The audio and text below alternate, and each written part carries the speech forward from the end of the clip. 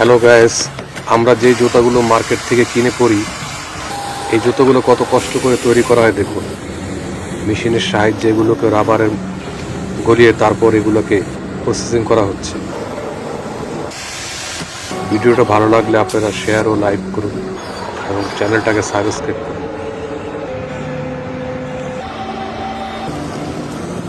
দেখুন রুলারের মাধ্যমে কিভাবে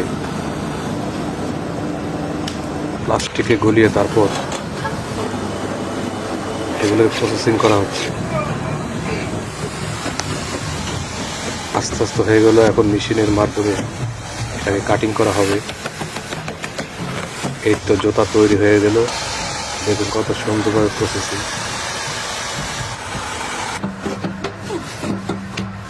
এখন জুতার ফেতা লাগানো হচ্ছে, হয়ে গেল রেডি জুতা।